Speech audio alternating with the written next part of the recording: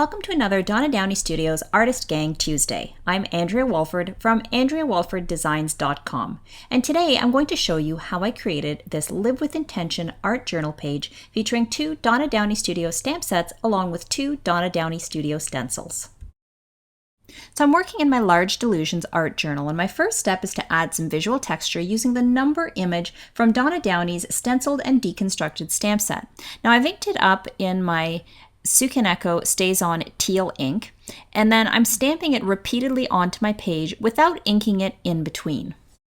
Next, I'm brushing a thin layer of my golden gesso over top of my page using my Simply Simmons 1-inch flat brush. Now I'm keeping my layer of gesso very thin because I want to mute the numbers, but I still want to be able to see them.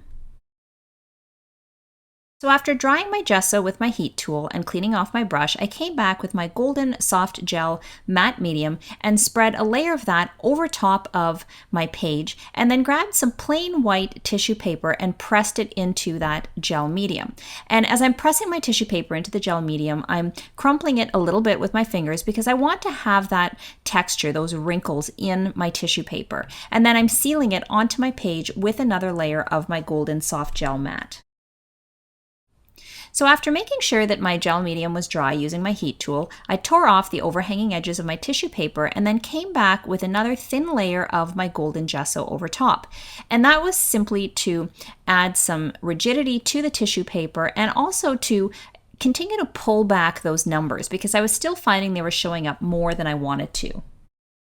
So now the next thing that I wanted to do with this page was to create a bit of an antique finish and feel to it. So I started off by taking some of my golden acrylic glazing liquid in the satin finish and mixing it with a little bit of my Indian yellow hue. I then applied that all over my page and waited for a couple of minutes to give the glaze a bit of a chance to set, but not completely dry. I then pulled back some of that glaze using a wet baby wipe. So now at this point, I was feeling like the page was just a little bit too yellow. So I followed that same process, mixing some of my glazing liquid, but this time with some quinacridone nickel azo gold, then brushing that all over my page, waiting for about 2 to 3 minutes for it to dry, and then coming back with a baby wipe and pulling back that color. So in the previous 2 layers, I had used my glazing medium to extend the drying time of my paint and to thin it out. And then that way it allowed me to let a bit of the paint set, but then pull back enough that I created some translucency in my layers, and then it allows the bottom layer to shine through the top layer. Now this time I mixed some Titan Buff paint with the glazing medium, but my intent was not to actually pull that color back. I mixed it with the glazing medium simply to thin out that paint because I still wanted to be able to see the previous 2 layers through the Titan Buff color. I then decided to bring in a little bit of white paint. So here I'm using my golden titanium white paint, and it was quite thick in the bottle. So I just applied small amounts and then used a damp paintbrush to spread it out on various areas of the page. Now I didn't want to cover the whole page. I just wanted to have some of that white, but still have that Titan Buff and the previous 2 layers shining through. Now after taking some time to let my paint thoroughly dry, I decided that I wanted to add a little bit of a stamped script texture to my page. So I grabbed the script stamp from the Tim Holtz Stampers Anonymous French Marketplace stamp set and just randomly stamped it onto my page using some Ranger Archival coffee ink. So now at this point, I was ready to start adding my focal point images and sentiments onto my page. So I took my Donna Downey Studios Poppy Stems stencil and applied some golden pyrrole red paint through the stencil using a cosmetic sponge. Now I made sure that I applied the paint in a very thin layer, and then once I got to the end of the stencil, I then went back and started applying paint over top of it again just to deepen that red color. I also moved the stencil across the page to the right to just extend that pattern going all across the bottom of my page.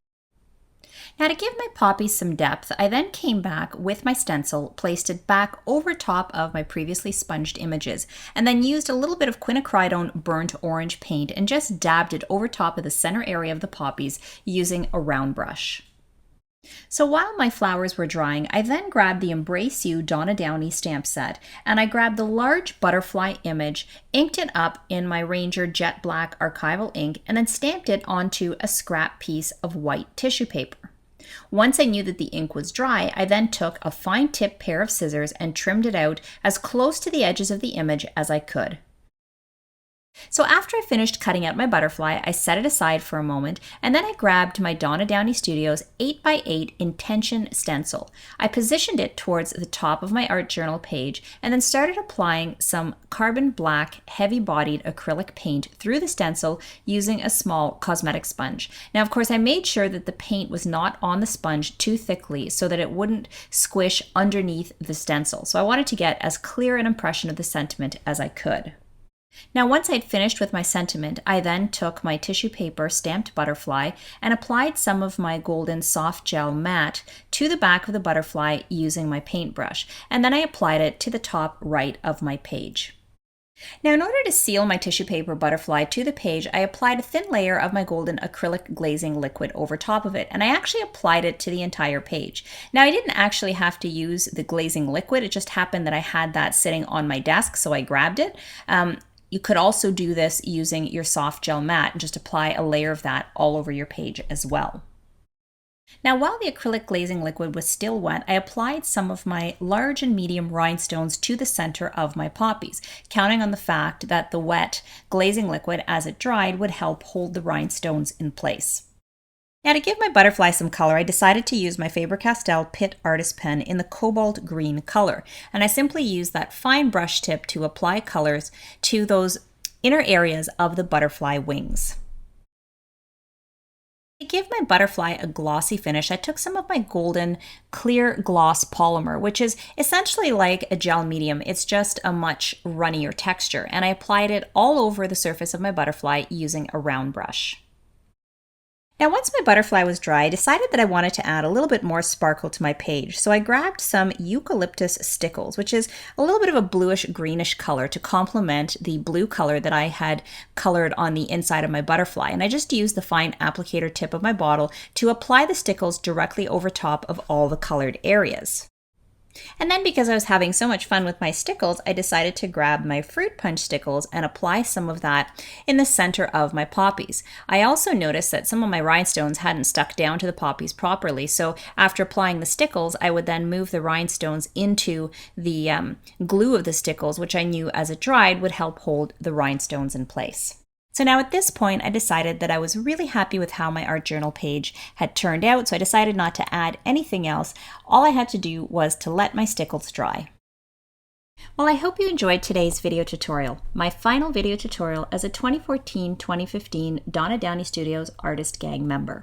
I want to take this opportunity to thank Donna and Bill, as it's been an honor to be a part of the first ever Artist Gang. Although I will be back as a guest artist, if you wish to continue to follow my work, please be sure to visit me at AndreaWalfordDesigns.com. It's been great creating with you, and I look forward to creating with you again.